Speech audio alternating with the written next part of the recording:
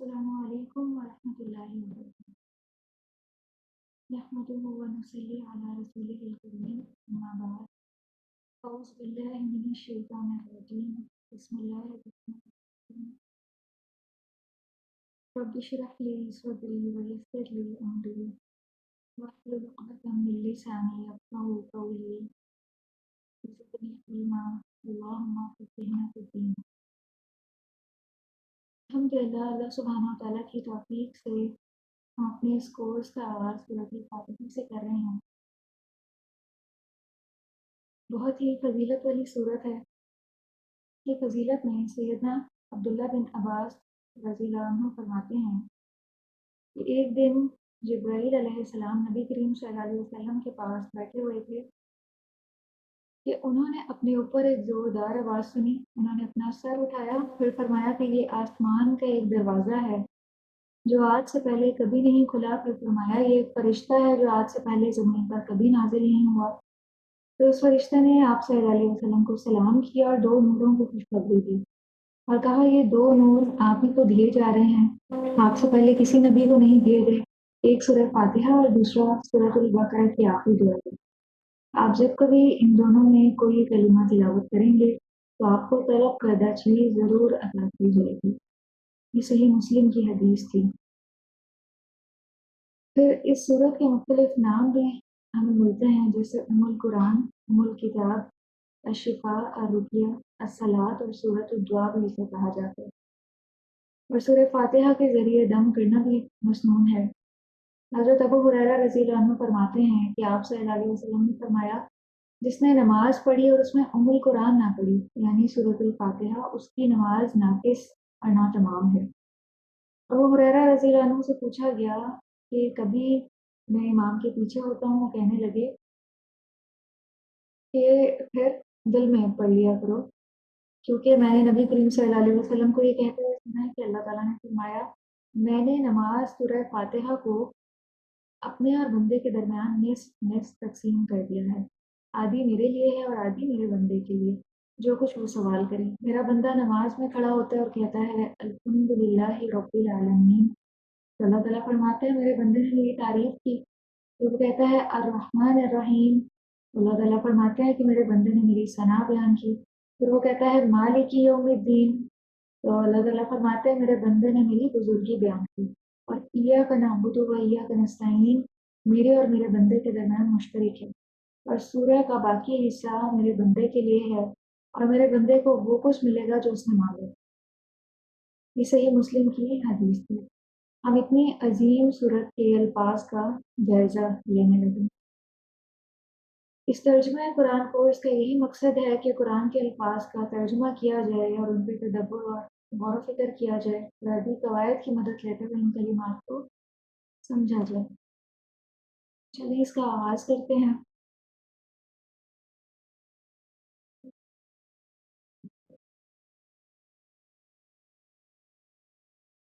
اعوذ باللہ من الشیطان الرجیم۔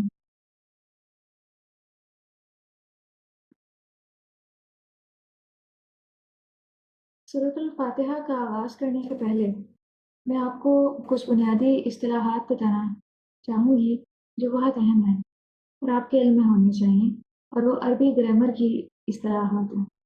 تو عربی زبان میں حروف الہجا کے بعد دوسری اہم چیز بنیادی اصطلاحات ہیں۔ اصطلاحات دراصل وہ الفاظ ہوتے ہیں جن کے مخصوص معنی اس علم کے ماہرین مقرر کر لیتے ہیں۔ تو آئیے ان کو جانتے ہیں تاکہ عربی گرامر کو سمجھنا آسان ہو جائے، جو کہ قرآن کو سمجھ کر پڑھنے اور عربی زبان بولنے کے لیے بے حد ضروری ہے۔ سب سے پہلے حرکت، زبر، زیر اور پیش کو حرکت کہا جاتا ہے، اور ان تینوں کو ملا کے حرکات ثلاثہ کہا جاتا ہے۔ زبر کی آواز آ، زیر کی آواز ای اور پیش کی آواز او ہوتی ہے۔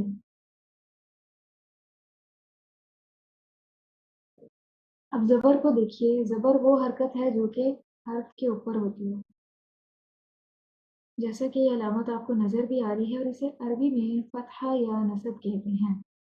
فتحہ یا نصب کو آپ ذہن نشین کر لیجئے۔ एक नोटबुक अपने पास बनाइए और जितने भी कवायद हैं उनको वहाँ आप अपने पास नोट कीजिए और बार बार रिवाइज कीजिए। जिस हर्फ पर फतहा हो उसे मफ्तूह या मंसूब कहा जाता है। जैसे मिसाल दी गई है वजदा, इसमें इन तीनों के ऊपर फतहा है। लेकिन अगर मैं आपसे पूछूं कि वाव क्या है तो आप कहेंगी कि ये मफ्तूह है या मंसूब, दोनों में से कुछ भी आप कह सकती हैं। फिर ज़ेर दूसरी हरकत है, हर्फ के नीचे होती है। ज़ेर की अलामत आपको नज़र आ रही है और अरबी में ज़ेर को कसरा या जर कहते हैं। जिस हर्फ के नीचे ज़ेर हो वो मकसूर या मजरूर कहलाता है। जैसे ईदिली, इसमें अलिफ बा लाम तीनों के नीचे ज़ेर है। लेकिन अगर मैं आपसे पूछूं कि बा क्या है यहाँ पे, तो आप कहेंगी मकसूर है या मजरूर है। क्यों? क्योंकि बा के नीचे ज़ेर है। तीसरी हरकत है पेश। अरबी में पेश को ज़म्मा या रफ़ा कहते हैं और जिस हर्फ पे जमा हो वो मज़मूम या मरफू कहलाता है। रसूलु में ये तीनों हरूफ रा, सीन और लाम, इनके ऊपर ज़म्मा है। लेकिन अगर आपसे सवाल हो कि लाम क्या है तो आप कहेंगे कि ये मज़मूम है या मरफू है।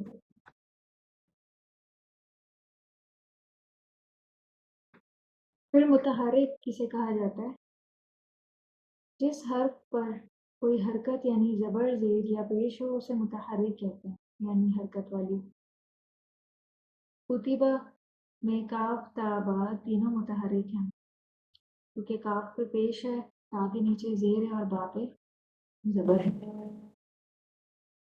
सुकून की अलामत एक छोटा सा गोल दायरा होता है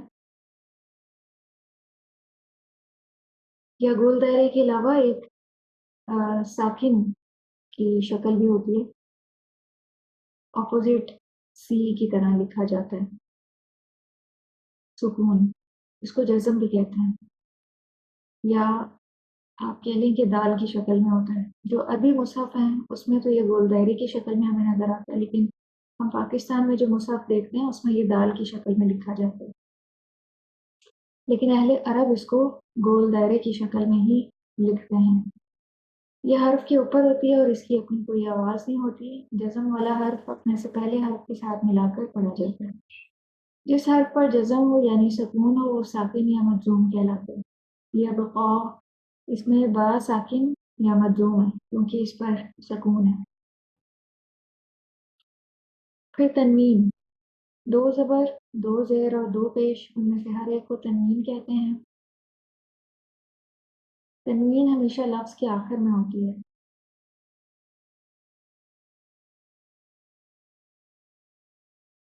और जिस हर्फ के ऊपर तनवीन हो उस हर्फ को क्या कहा जाता है? मुनव्वन कहा जाता है।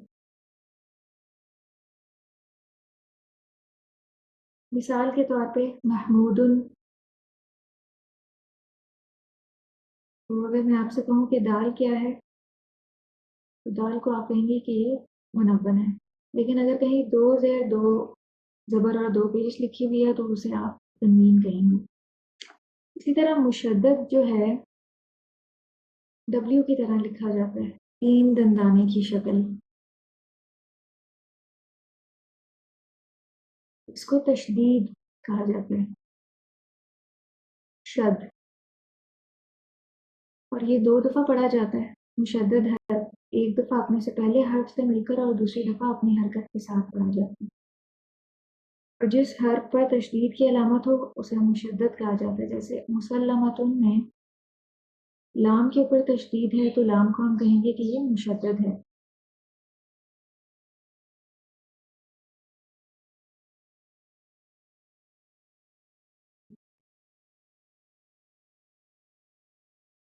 बिस्मिल्लाहिर्रहमानिर्रहीम। सूरत अल फातिहा का हम आगाज़ करते हैं।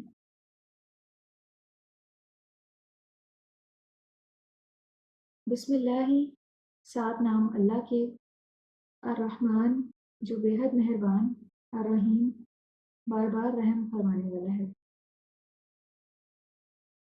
अल्हम्दु सब तारीफ, जो हमने कवायद पढ़े हैं उसी के मुताबिक हम इसका थोड़ा सा जायज़ा लेते हैं, और जैसे जैसे हम कवायद पढ़ेंगे मज़ीद चीज़ें ऐड करते जाएंगे, क्योंकि आप में से कुछ ऐसे स्टूडेंट्स भी हैं जो बिल्कुल बेसिक हैं, बेसिक लेवल पे हैं। अल्हम्दु में अब आप देखिए कि दाल के ऊपर ज़बर है, दाल के ऊपर पेश है, और पेश को जो है वो लम्हा कहा जाता है। तो अगर आपसे सवाल किया जाए कि यहाँ पे दाल क्या है, तो आप कहेंगी कि दाल यहाँ पे मज़मूम है। लिल्लाही अल्लाह के लिए है। हा के नीचे अब यहाँ पे आपको ज़ेर नज़र आ रही है, ठीक है, ज़ेर नज़र आ रही है, और ज़ेर को जो है वो कसरा कहा जाता है। और अगर आपसे पूछा जाए कि हा क्या है, तो आप कहेंगे कि ये मकसूर है। रब्बी जो रब है, अल आलमीना तमाम जहानों का, ये आलम की जमा है। और आखिर में नून के ऊपर ज़बर है। ज़बर को क्या कहा जाता है, ज़रा सोचें और याद करें। जी, ज़बर को फतहा कहा जाता है। और नून को यहाँ पे क्या कहेंगे, क्योंकि नून के ऊपर ज़बर है, ज़बर को तो फतहा कहा जाता है, और नून को हम कहेंगे कि ये मफ़तूह है। अर्रहमान बहुत मेहरबान है, अर्रहीम निहायत रहम करने वाला है। मालिकी मालिक है, ये अल्लाह सुब्हानहू व तआला का नाम है। यौमी दिन का, अद्दीनी बदले के। तो अद्दीनी में नून के नीचे देखिए कि ज़ेर है, ज़ेर को कसरा कहते हैं, तो नून को यहाँ पे मकसूर कहेंगे, और नून से पहले जो या है वो साकिन है।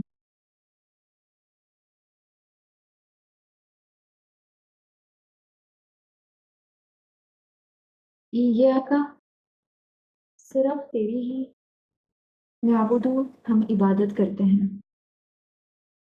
नाबुदू में दाल के ऊपर लम्मा है, और दाल मजमूम है।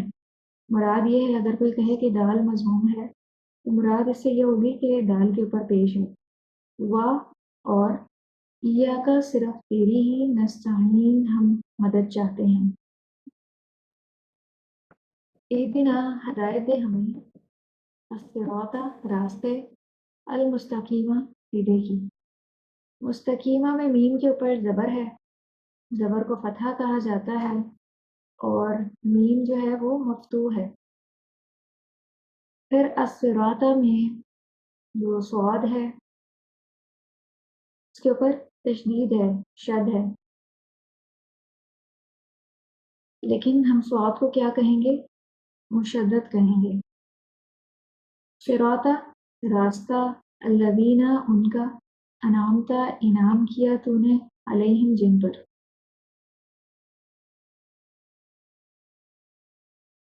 वही ना अलमगलूबी उनका जो वज़ब किया गया।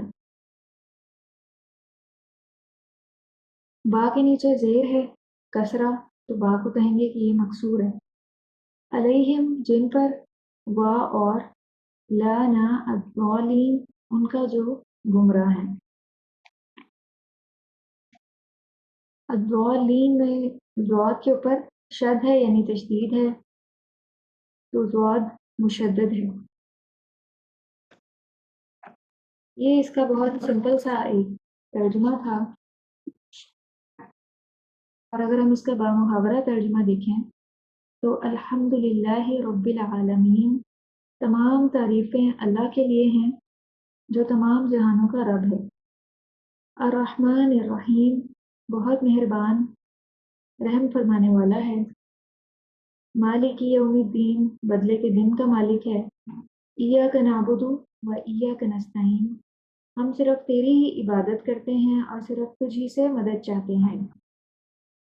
इहदिना सिरातल मुस्तकीम हमें सीधे रास्ते की हदायत दे। सिरातल लज़ीना अनअमता अलैहिम उन लोगों का रास्ता जिन पर तूने इनाम किया। गैरिल मग़दूबि अलैहिम, ना उनका जिन पर गज़ब किया गया, वलद्दालिन, और ना उनका जो गुमराह हैं। बहुत ही सिंपल ट्रांसलेशन और तर्जुमा था, जिसको आप आसानी से याद कर लेंगे इंशाअल्लाह। और ये जो इस्तिलाहात हैं, इनको भी नोट करके याद कीजिएगा। कुरान पढ़ने से पहले तावुज़ और तस्मीह पढ़ना ज़रूरी है, इसके ज़रिए शैतान से पनाह मांगी गई है। इस सूरत में अल्लाह सुब्हानहू व तआला का शुक्र अदा किया जा रहा है और अल्लाह ताला का ही सब शुक्र है,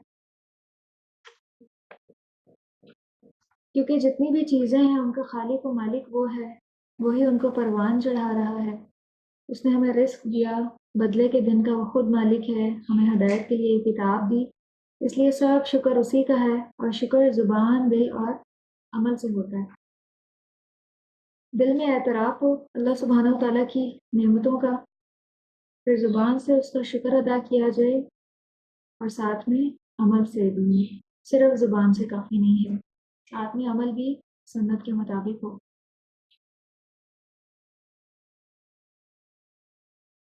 फिर उसके बाद क़यामत के दिन सबसे अफ़ज़ल बंदे वो होंगे जो कसरत से अल्लाह की हम्द बयान करने वाले होंगे। तो हमें भी अल्लाह सुब्हानहू व तआला की कसरत से हम्द बयान करनी चाहिए, और हमें अल्लाह से दुआ करनी है कि हमें उन लोगों के रास्ते पे चलाए जो अनअमत अलैहिम हैं, जो दीन इस्लाम को फ़ॉलो करने वाले थे, नबी करीम सल्लल्लाहु अलैहि वसल्लम की सीरत पर चलने वाले थे, जिन्होंने अपने रब को राज़ी कर लिया, जिनसे अल्लाह ताला खुश हुए, अंबिया, सिद्दीकीन, शुहदा और सालिहीन। और मांगने की चीज़ों में सबसे अहम चीज़ हदायत है, तो हमें हदायत की दुआ मांगते रहना है अल्लाह ताला से।